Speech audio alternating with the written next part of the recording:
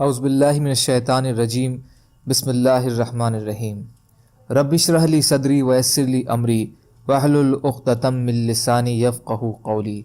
ریاض الصالحین حصہ اول۔ کھلے اور چھپے ہوئے کاموں اور حالات میں نیک نیتی کا ہونا ضروری ہے۔ تقوی کے بیان میں حضرت ابو طریف عدی رضی اللہ تعالی عنہ بن حاتم طائی سے روایت ہے کہ میں نے سنا رسول اللہ صلی اللہ علیہ وسلم فرماتے تھے، جو انسان کسی بات پر قسم کھا لے پھر اس سے زیادہ پرہیزگاری والی بات دیکھے تو اس کو چاہیے کہ وہ پرہیزگاری والی عمل اختیار کرے۔ اس کو مسلم نے روایت کیا ہے۔ فائدہ، اس میں تقوی کی آیوجن کی تاکید ہے، یہاں تک کہ اگر کسی نے کسی گناہ پر قسم بھی کھا لی ہے تو قسم توڑ کر اس کا کفارہ ادا کرے اور گناہ یا خلاف تقوی کام نہ کرے۔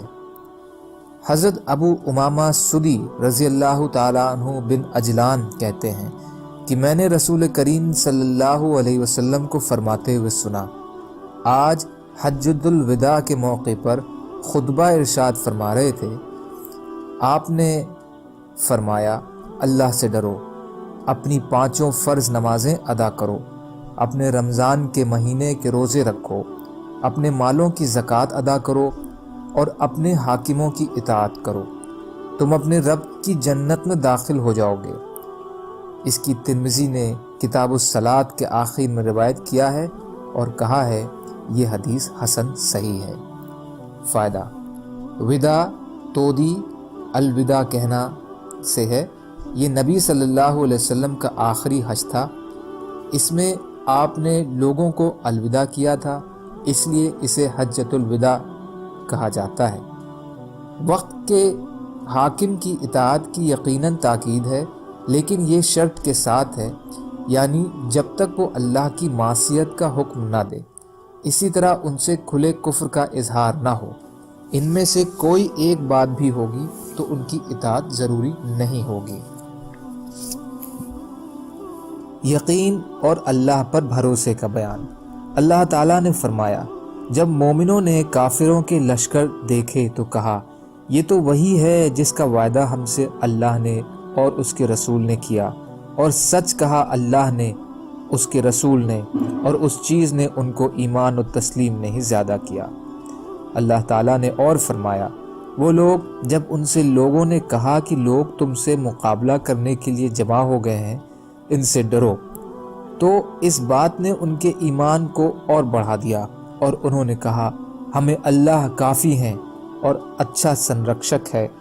تو وہ اللہ کی نعمت اور اس کے انعام کے ساتھ اس حال میں واپس لوٹے کہ انہیں کوئی برائی نہیں پہنچی، اور انہوں نے اللہ کی رضامندی کا پالن کیا، اور اللہ بڑی رحمت والے ہیں۔ اور اللہ بلند و برتر نے فرمایا، بھروسہ کر اس زندہ ذات پر جسے موت نہیں آئے گی، اور فرمایا، اور اللہ ہی پر مومنوں کو بھروسہ کرنا چاہیے۔ اور فرمایا، جب تو اے پیغمبر کسی کام کا پختہ ارادہ کر لے تو پھر اللہ پر بھروسہ کر، اور اللہ پر بھروسے کے حکم کے بارے میں ان گنت آیات ہیں اور معلوم ہے۔ اور فرمایا، اور جو اللہ پر بھروسہ رکھتا ہے تو وہ اس کو کافی ہے۔ اور اللہ تعالیٰ نے فرمایا، مومن تو وہی ہے جب ان کے سامنے اللہ کا ذکر کیا جاتا ہے تو ان کے دل اس کی بڑائی اور اس کے ڈر سے کانپ اٹھتے ہیں، اور جب ان پر اس کے کلام کی آیات پڑھی جاتی ہیں تو وہ ان کے ایمان میں اور اضافہ کر دیتی ہیں، اور وہ اپنے رب پر ہی بھروسہ کرتے ہیں۔ اور اللہ پر بھروسے کی فضیلت میں ادھکتا سے آیات ہیں اور معلوم ہے۔ سبحان اللہ و بحمدہ، سبحانک اللہم و بحمدک، اشہد ان لا الہ الا انت، استغفرک و اتوب الیک۔ سبحان ربک رب العزت عما یصفون وسلام علی المرسلین والحمد للہ رب العالمین، برحمتک یا ارحم الراحمین، لا الہ الا اللہ محمد رسول اللہ۔